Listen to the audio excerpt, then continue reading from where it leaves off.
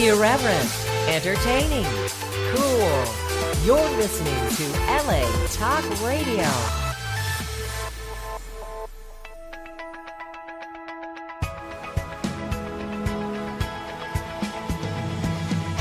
You're listening to Question Reality with Priscilla Leona, right here on LA Talk Radio.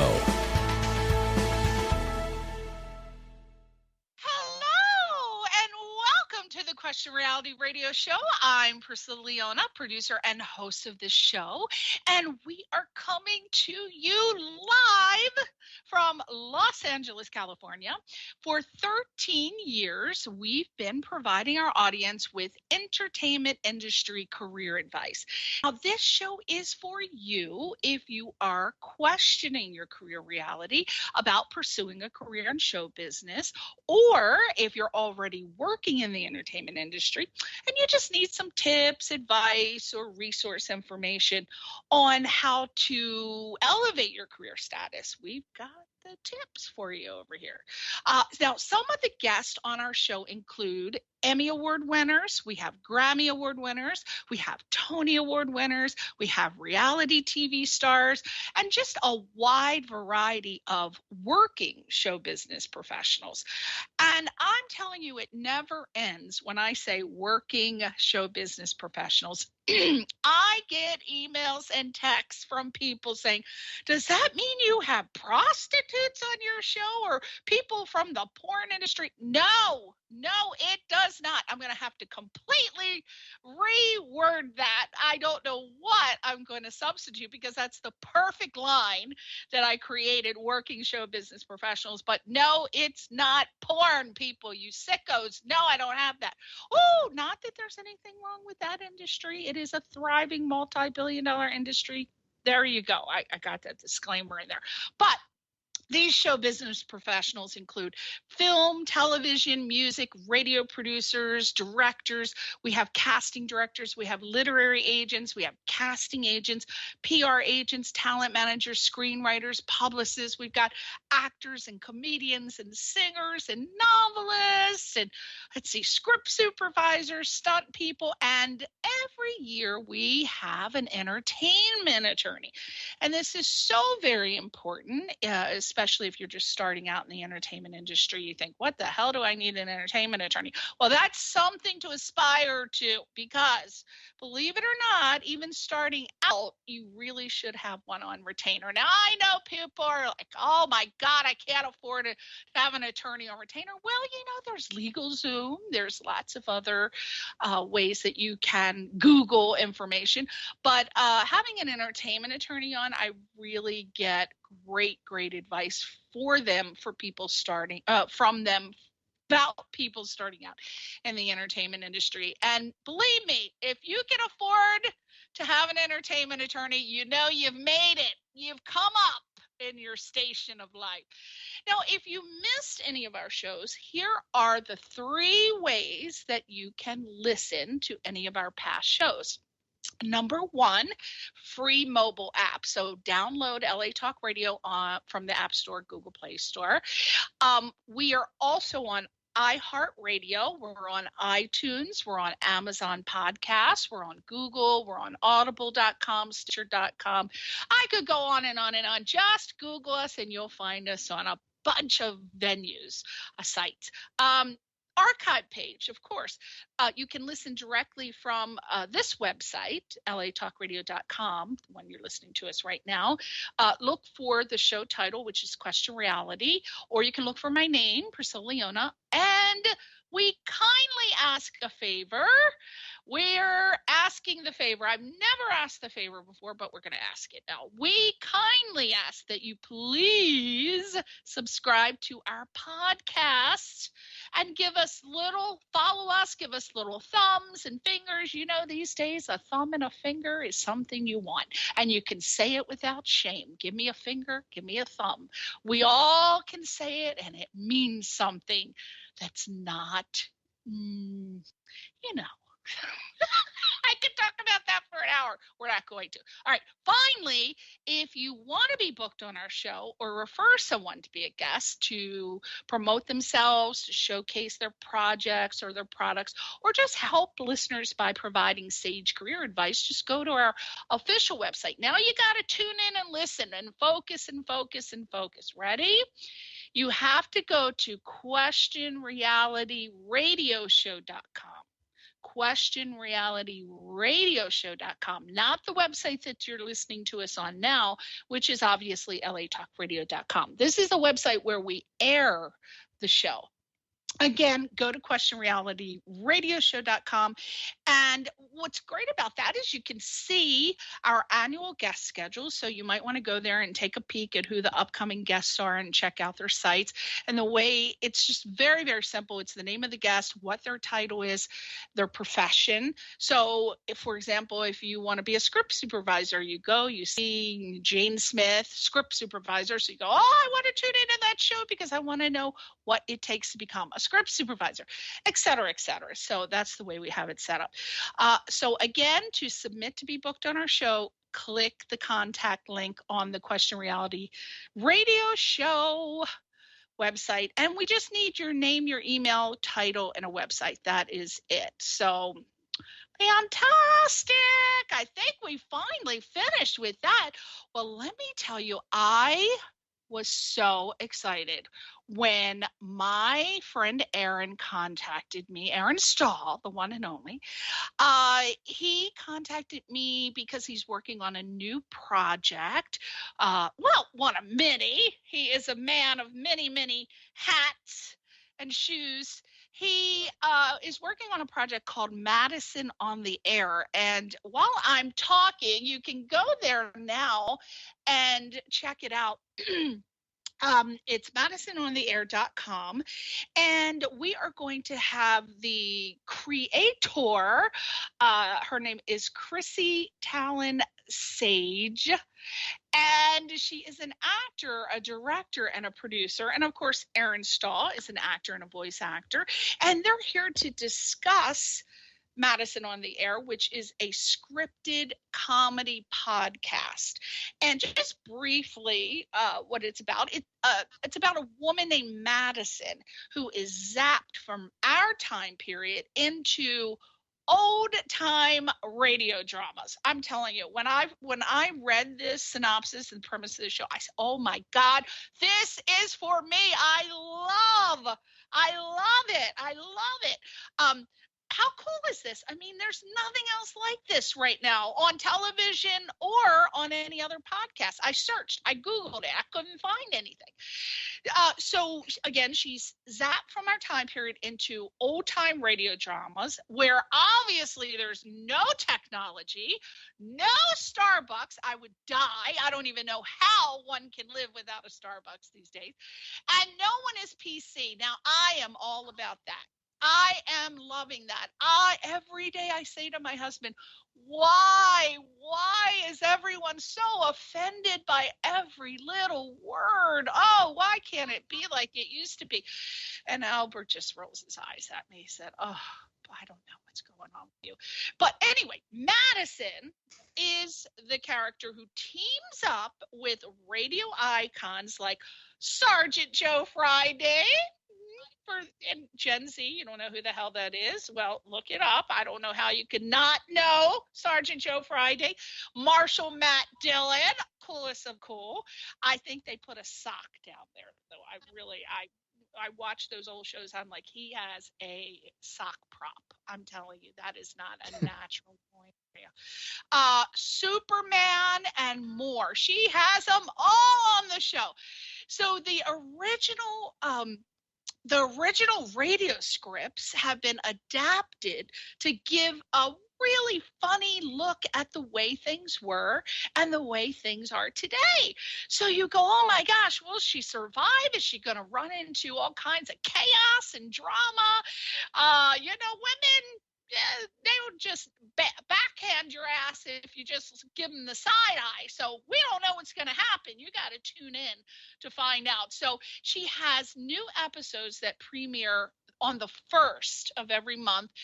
And you want to go to madisonontheair.com.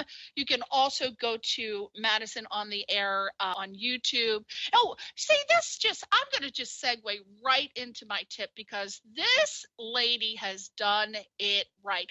My career advice for today was that this isn't, okay, here, keep your branding consistent, like Chrisi has, okay? Keep your branding consistent, meaning try to have all of your website and all of your social media titles exactly the same, so that when people Google you, they can find you within seconds.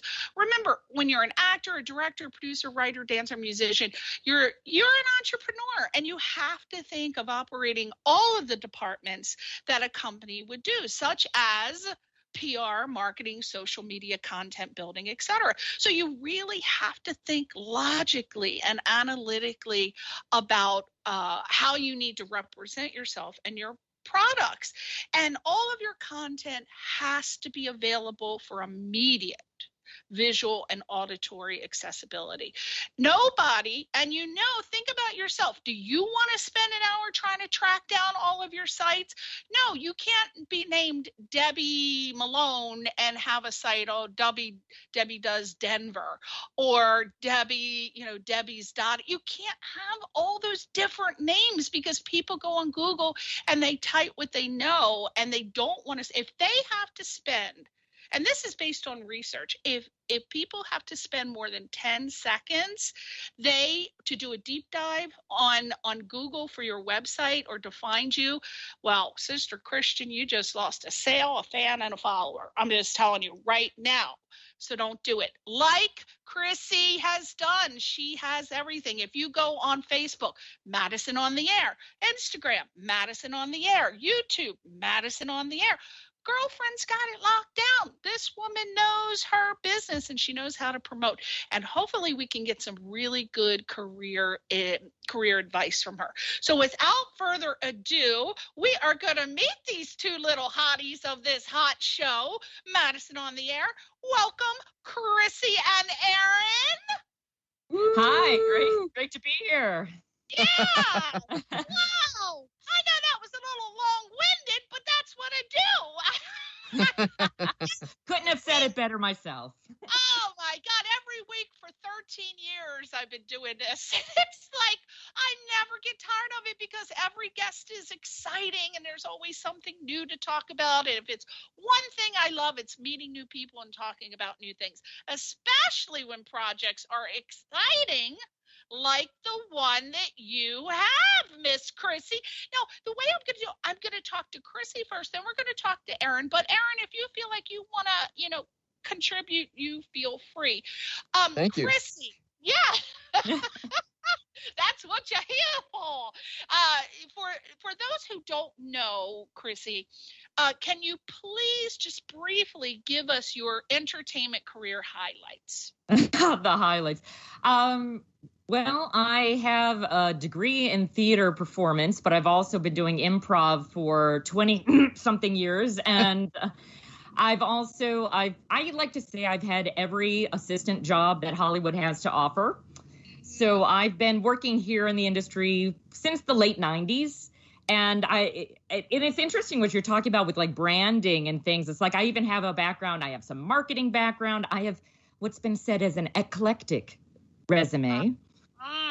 See, that's why you knew that you have the skill set that would be able to obviously set you up for success. But you'd be surprised, Chrisi. I'm telling you, God bless my guests who come on here every week, but I tell you, most of them don't know how to be consistent with their branding. So I said, I've got to just start repeating it every week. I'm going to repeat it. And I don't know, but can you tell people how important this is? Maybe anything different than what I said? Well, I think it's exactly what you said, as far as you want to pick a look that is consistent. Even any of my images that I use, it's all in the same fonts, the same colors. I've gone with a silhouette style. So even when it's a new episode and it's a different show, it's still with that same look. So it's very identifiable when people will see it on social media or like YouTube or something like that. But it's also, I think it's about, like you were saying, of being able to find it quickly. I think one of the big things in the podcast world that is a big hindrance, that is people who pick a name of their show that is too general, it's too basic. And you want something that really says you and isn't going to be one of 20 different podcasts that are called Film Review Today or things like that. Yeah. No, that's perfect what you said. That's a very good point. I didn't even think of that. Yes, because it's true. You go and Google a generic name and that's what you're going to get, 15, 20 people. Even, when you go on IMDb, if you have a name like John Smith, you're going to get 50,000. So it's like, which one is it? Then you got to think, is this the credit? Is that the credit? It's very frustrating. So I love that you pointed out, one, you chose a graphic, and that's also timeless too, because say for example, if she's the star of the show, if you're the star of the show and you put your face, right? Well, if you're lucky and your podcast or your show goes 5 years, 10 years, well, you can't be using that old headshot from 1974. You know what I mean? Which a lot of actors do. I'm not going to say anything about that, but that's a perfect idea to just use a great graphic. And I love how you chose the pink background and the black pop colors. Very important. Well, and what's more is being in this audio drama world. I've been trained with voice actors, professional voice actors, and the point is not to show your face. Right. When you're talking about a podcast, that's your own personality, that's you. But if you're talking about an audio drama where you're embodying characters, if you'll go to my website, I don't have photos of any of my actors. It's not like they're not beautiful people. Erin is gorgeous. We all know that. But stop it. Stop. Okay, keep going. Yeah, keep going. But I don't want people to associate that person's face and have a preconceived notion of what they should sound like. Hollywood casting, being on camera, is very pigeonholed with look. But the freedom of anything that is a voice actor, whether it is in animation or just a voiceover kind of character or anything in the audio drama, you want to have a versatility and don't want to be held back by what people immediately think of when they see your face. Absolutely. And graphics are recognizable. So, it's going to transcend time and space. Now, Chrisi, I understand that you're the creator, producer, director of the podcast. Are you also, I would imagine you are, but I have to ask, are you also the main character, Madison, as well? Yes. Pretty much this whole thing is me. I'm writer. I'm the writer as well. So yeah, Madison, going back to my improv, she's a character I've been doing for a long time in a lot of different incarnations.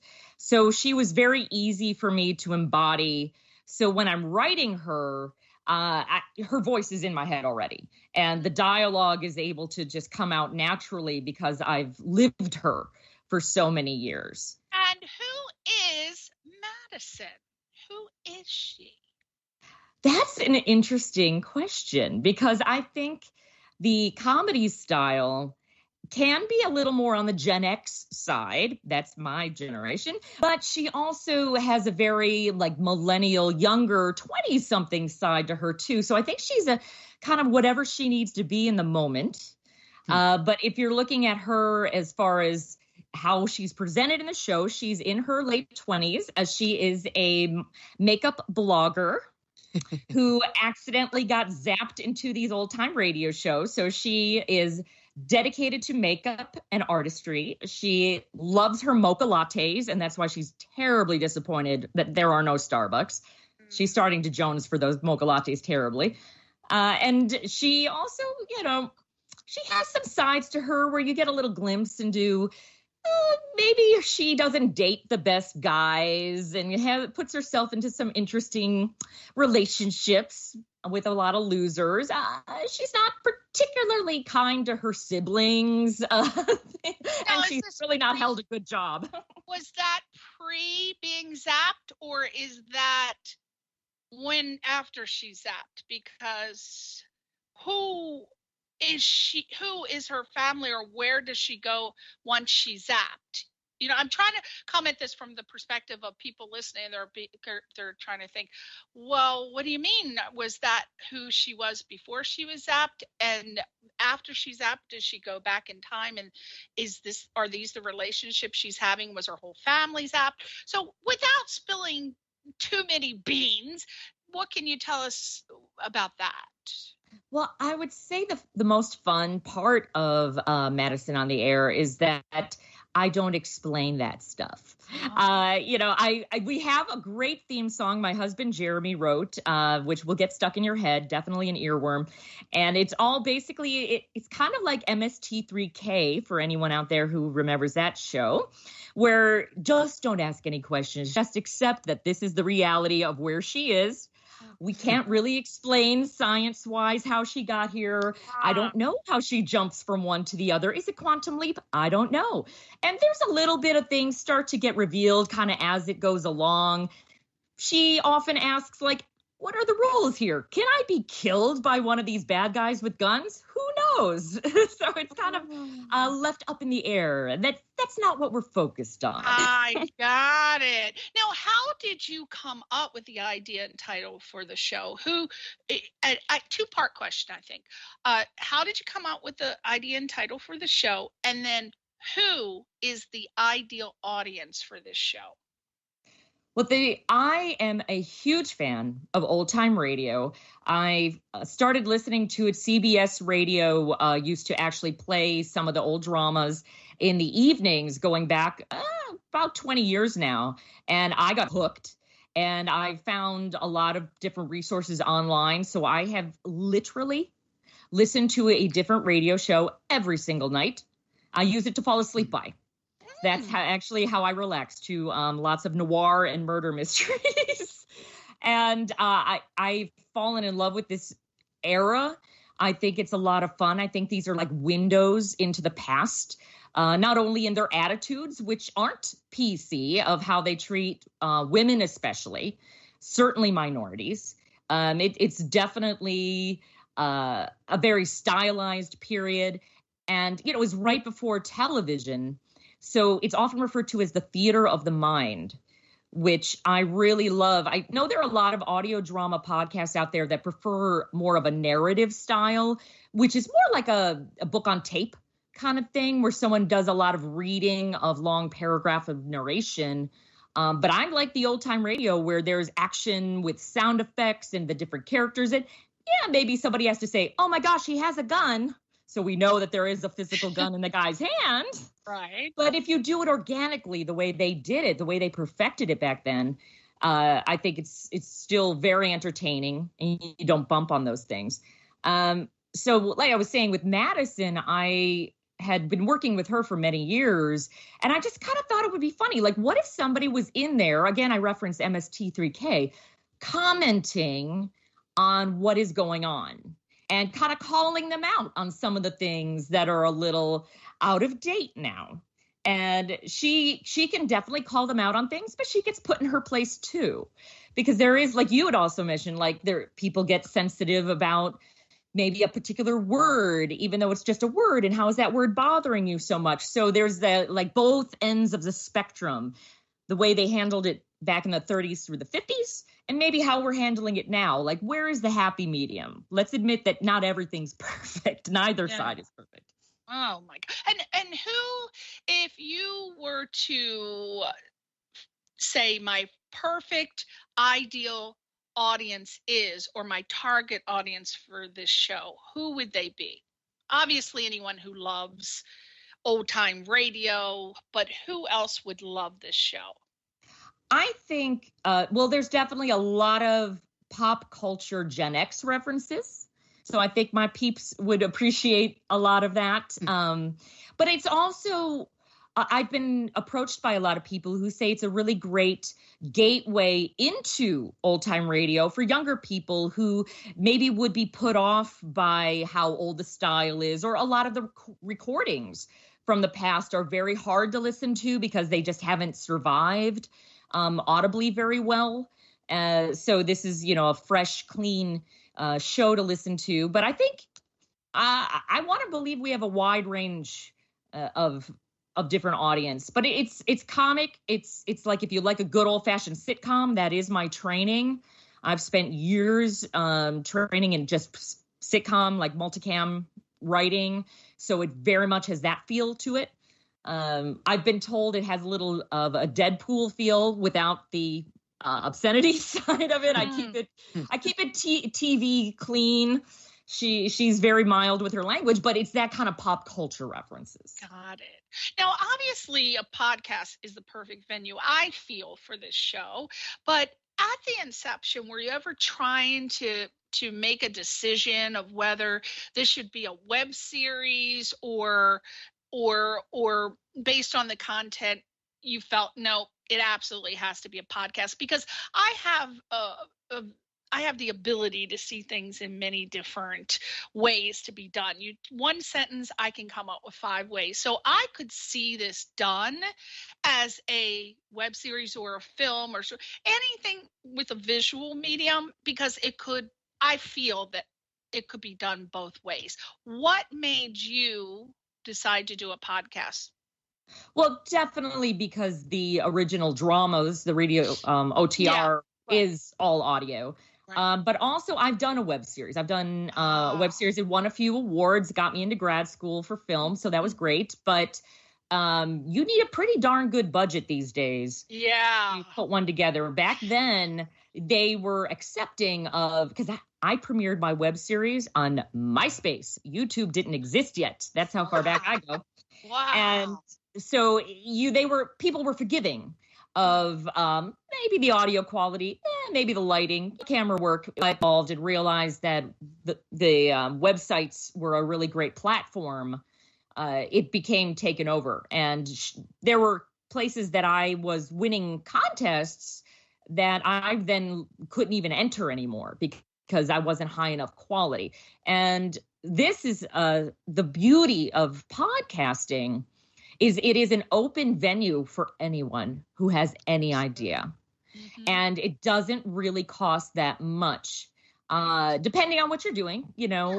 We certainly have a variety of mic qualities that come in from our different actors, depending on who has got a good mic set up at home and who doesn't. But that was actually one of the reasons we started. It was COVID, because I was in the middle of producing a play. I was part of a group. We were about to go up at the end of March, and we were shut down for forever. So it was kind of like, well, how can I still be creative when I'm trapped at home? Because even though we premiered the show in February, I started writing it last October. So it's almost been a year since the idea got started. And it was purely, COVID. Is that when so February of this year was your very first episode of Madison? Right. I did a lot of research going in to the release. And one of the things that they recommend very much steadily across lots of different places is to have multiple episodes premiere at the same time. So you don't just look like a fly by night, get people excited about you, but then will they ever hear episode 2? Are you going to fizzle out? Yes. So great idea. We premiered 4. They're all about 30-ish minutes. So we premiered 4 episodes at once, and I still had a 5th one in the can, ready to go for a month later. And we've then kind of clicked into our production schedule from there. See, that's a great tip from Chrisi. Have at least 6 months worth. It's just like another tip. When you move out to LA or you move to New York, please don't come here with your piggyback underneath your armpit. You need to have at least, personally speaking, you need to have at least I would say a year, enough to pay your rent, to have a car, gas, electric. You have to have it, or you don't know if you're going to get a job right away. You don't know what's going to happen. So please don't come here. There's been so many people who have moved to New York and Chicago and LA, and they've come here with a couple $100, and they had to leave in maybe 2 months, 3 months, because they didn't properly financially prepare. Well, it's the same concept. Make sure that you have enough content, enough finances for anything in life, anything. Don't think you're going to come here, walk into a casting office, you're going to be discovered. Not that that hasn't happened, but just have plan B and plan C. My philosophy in life is have plan A, plan B, and plan C. So there you go. If I can add to that, is also plan on the longevity of it. You know, I came out here in the late 90s. And I have worked in lots of different areas of the industry, but I consider myself still kind of a bottom tier person, trying to still kind of find my niche and find my way to a higher level of success. And if you come out here because it sounds exciting to be in Los Angeles and it's like, you know, just an adventure, great. But if you really want to have success here, you have to have stick-to-itiveness and be willing to give up a lot of things, material things especially, hang in there. Like my grandmother said, you got to listen carefully to understand this. Most people I say this to, they don't understand what I mean. And I didn't either when my grandmother told me this, but now I get it. If you fail to plan, then plan to fail. Now you think about that for a second. That means if you're not planning, you're going to fail. So you have to understand that. So plan, plan, plan. But you know, Chrissy, what I find a lot is that artistic people, it is so wonderful if everyone could have that equal balance between having a business acumen, even if you don't go to college, to just have it. Because there are people who don't even there are people who have gone to the 3rd grade and they become multimillionaires. It's just they have an innate ability to know business. So what I'm saying is that if you are lucky to be able to do both, then I think you have a far greater chance of success with anything. But a lot of people I have found, they like to consider themselves artists, which is great, and they don't want to deal with anything related to business. They don't want to do it. And I find that so much. But in this day and age, as you know, having a digital social media footprint is absolutely vital in promoting and maintaining and in advancing your career in any field, even if it's selling hot dogs. It doesn't matter. So what do you feel aspiring actors or filmmakers, at the very least, the people who hate dealing with business and don't like to do anything to promote themselves on social media, what can they do to target their audience and promote themselves? Because you can't just sit in the garage and play your instrument, so to speak. You have to promote it. I would definitely, going back to the branding of my show, I think people as an actor, musician, artist, you need to brand yourself as a performer. And you have to have a consistency. You know, you might feel like I can do any role that is ever given to me. I could do Shakespeare and I can do a slapstick comedy. Well, that's great. But when you want an agent to represent you, they are going to pigeonhole you at the beginning. And they want to know, how are they going to market you? So you need to decide. And sometimes you have to just look at yourself, look at your strengths. I always look at it as, what are you going to hit out of the park? Can I do a dramatic scene in an audition? Absolutely. But if you give me a comedy, I'm going to hit it out of the park. So I need to gear myself, I know this of myself, to comedy, because that is my strength. So I think it is about narrowing your direction. Once you get some success and you're getting cast, you're getting relationships with casting, then you can start talking about, okay, now I want to, expand. I want to try some different things. But in the very beginning, you need to decide who you are, what you're the best at, and brand yourself. That's your headshots should look that way. The font on your resume should look that way. You should be in and out, inside and out, that brand. Absolutely. And believe it or not, I don't know how, but people don't even think of these things. It's just natural to us, Chrissy, that this is what you should do. But I cannot believe it. A lot of people don't do it. And most of the time it doesn't work out for them, but son of a bitch, if sometimes they don't do a damn thing and they end up becoming like a star. So who the hell knows? What are you going to do? Now, Chrissy, for those who haven't heard the show yet, let's intrigue them to tune in by finding out some things such as, do you have the same characters on your show every month? What about how do you come up with each of your original stories, like watching old TV shows, as you said, or listening to them. And lastly, do you hire actors who can do impersonations of the original actors? Are we going to hear that? Or do they do their own voices, but with a character name? Well, every episode is a different old-time radio show, and I am trying to have a wide variety. We've got a lot of the detective noir. I tend to stick to dramas because it's easier to do her comedy within where she is the comic relief and everyone else is playing it like a drama. So this is not a spoof. We are not making fun of it. And I know Aaron could speak to this too about taking the real characters and performing them authentically. But everyone is going to be different. Madison is the only character that carries through. But I don't do impersonations at all. I don't want them. I don't want it to be we're trying to be our Joe Friday or the Shadow. It needs to be genuine to the actor playing it. And I believe if they play it true, it doesn't matter if their voice doesn't sound like the original one. Got it. And what is your overall hope or goal for the podcast? To be picked up by a cable station or TV network? What's your goal? I would love to be able to do this full time and be able to do more than one a month and have maybe a team of people who could do my marketing instead of me. But those are the dreams I have.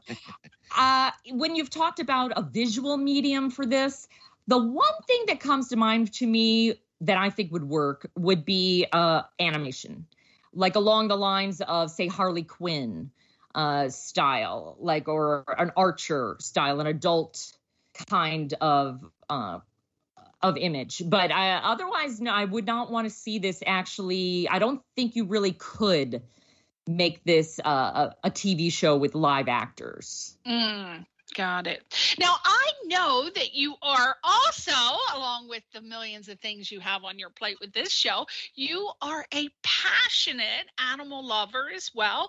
And I think you either work for a company or you created the company called For the Love of Rescues. Can you please tell us about this organization? I've been a dog trainer for 20 years, one of those side jobs us actors get, right? And I love it.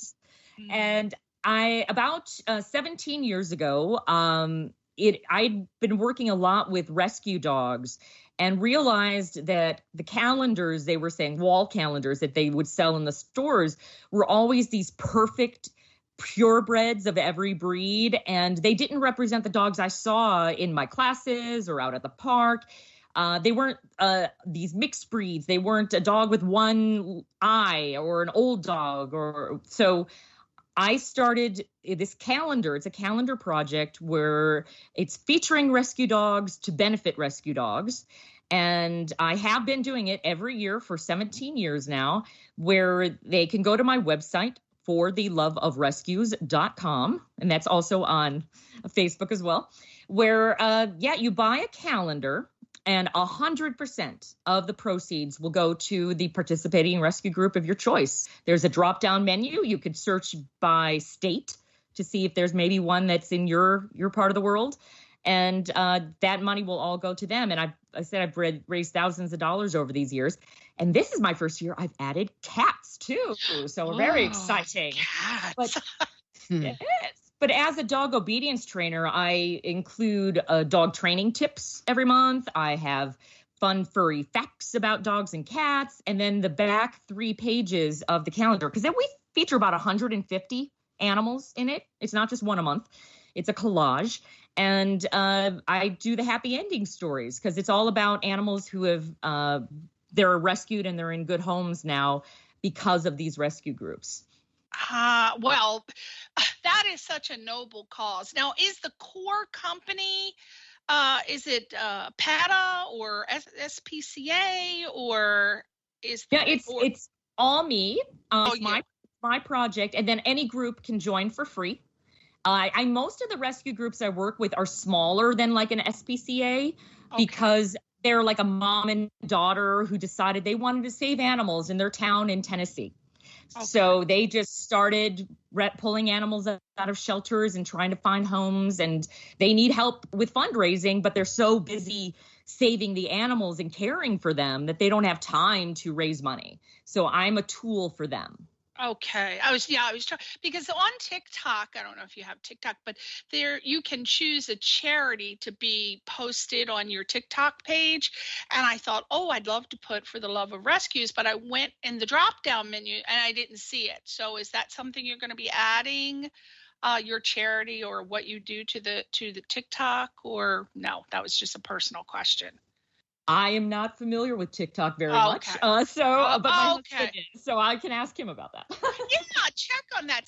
Check on that, because that's really great when you're on TikTok. Well, with TikTok, it obviously everyone knows TikTok, but what's great is that you can put one little charity underneath your name on your front page that you choose to represent or promote.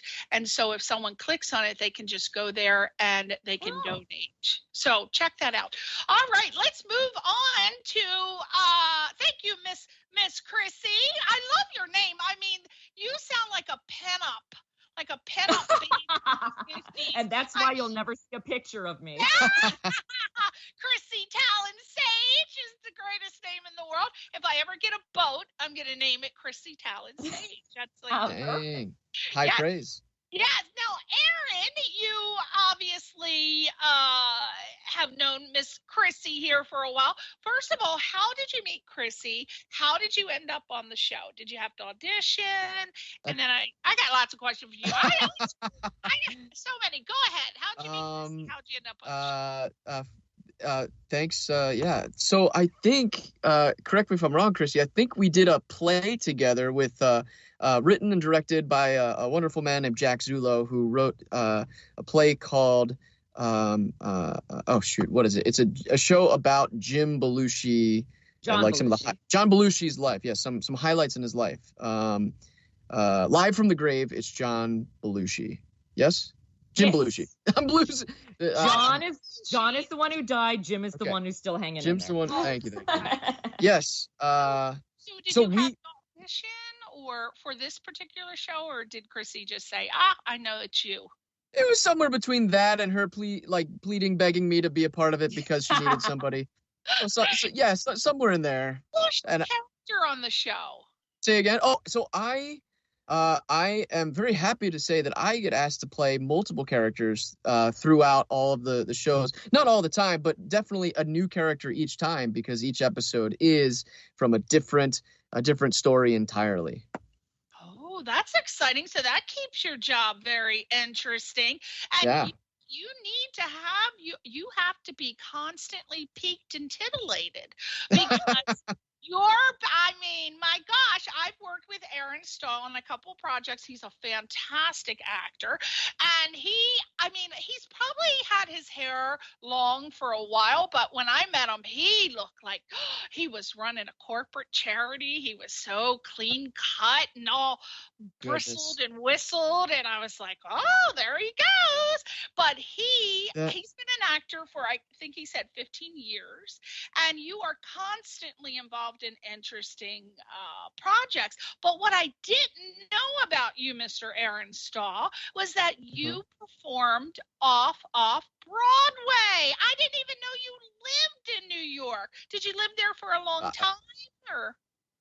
So I did a theater competition I grew up in and around Philadelphia, and I did a competition with some friends who had written like a new musical. So I got to perform some of that musical for this competition at the Jerry Orbach Theater in New York on Broadway, but it's an off Broadway performance, I could say. So I've gone to New York for auditions from Philly. I would take either the Mega Bus or the Bolt Bus, like back when I was living there, for like $11 one way. It would take me 2.5 hours. I would get all the lines for auditions down. I'd do all that. I'd show up for 2 minutes, and then I'd have a great time just walking around, making the most of my time in New York, and then I would head on back on another Bolt Bus or something. That's a serious dedication to a profession. Well, what do you think are maybe 1 to 3 differences pursuing a career in New York as an actor in LA? What did you find?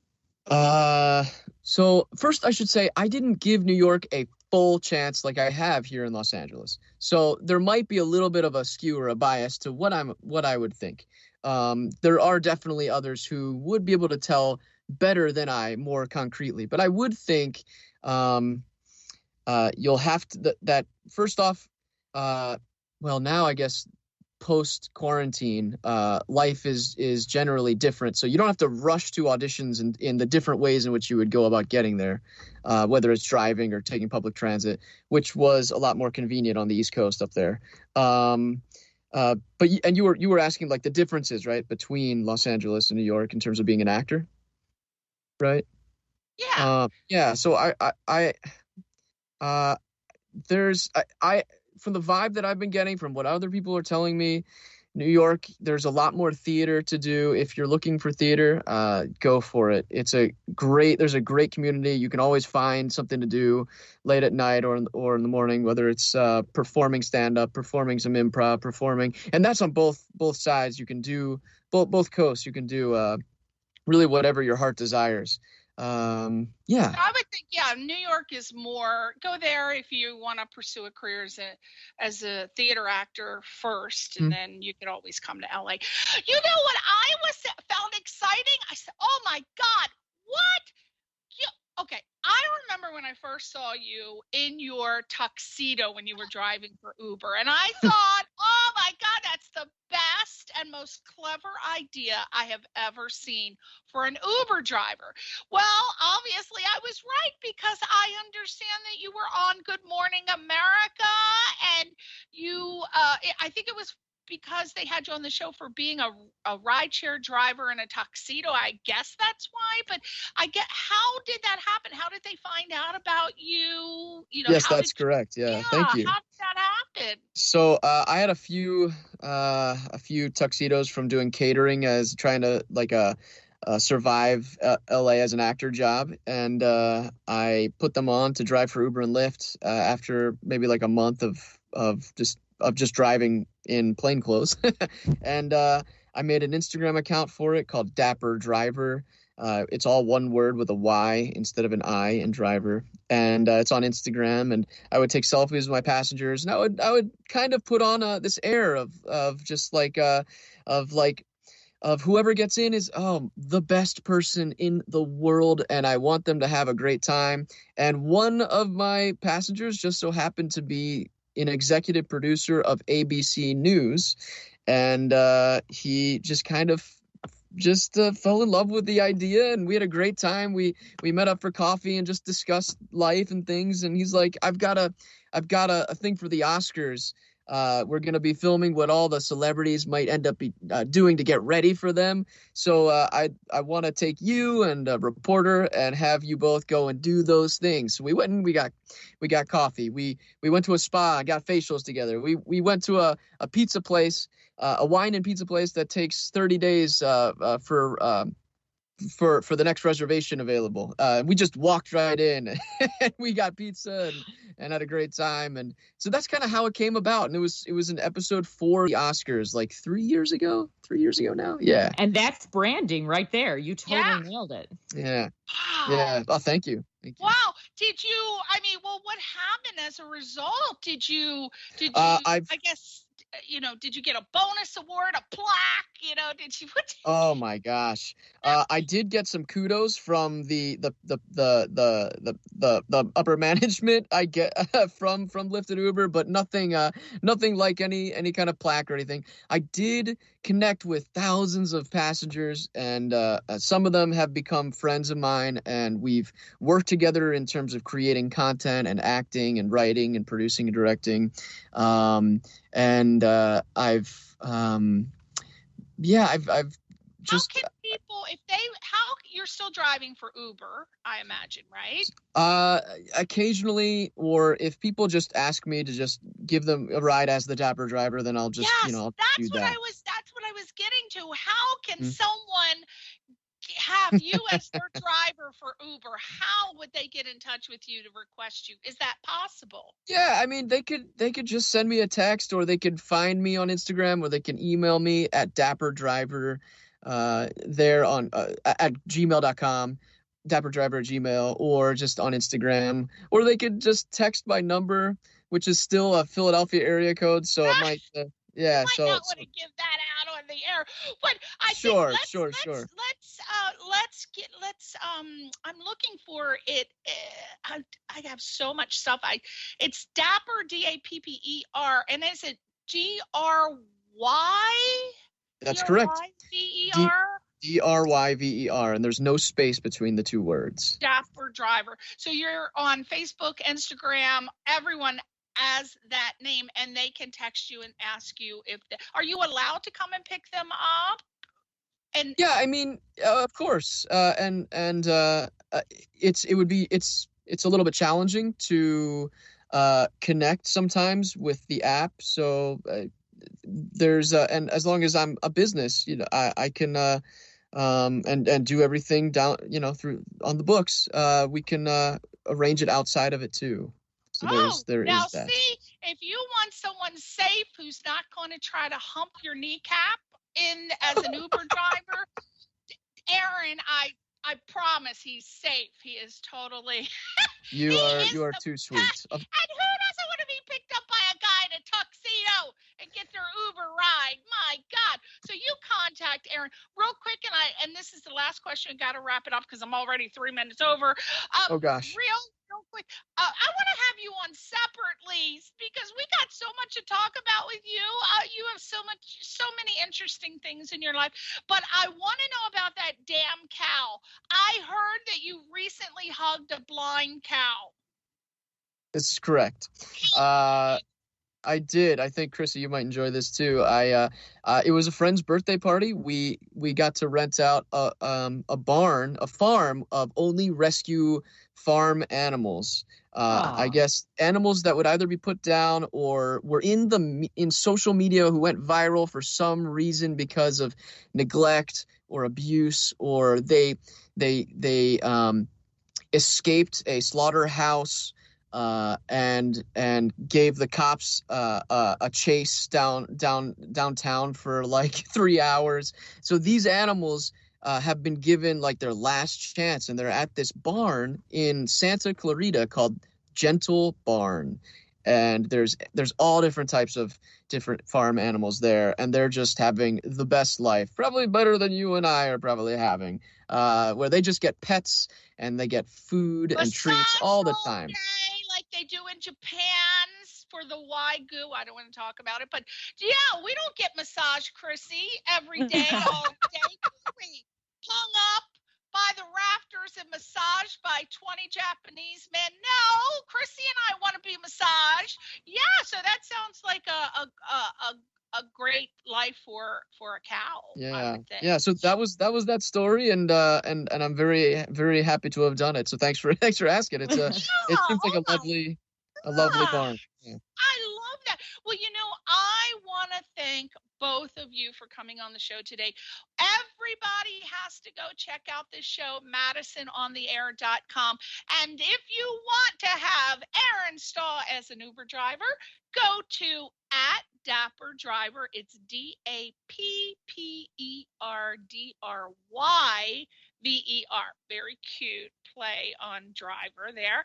And I tell you, I don't know what to say. You guys sound like, I can't wait. I have held off on listening to the podcast because I wanted to interview you first to get very excited and pumped up. But as soon as we get off this phone, I am listening to the very first one, which I think when I was checking it out is something photo investigation, or the very first episode. I can't remember. Well, we have the episodes of the shows, and we start with Dragnet, but we also have bonus features called Madison's Mad Facts, where when I've been writing the episode, something will usually grab me that I'm like not aware of from that era.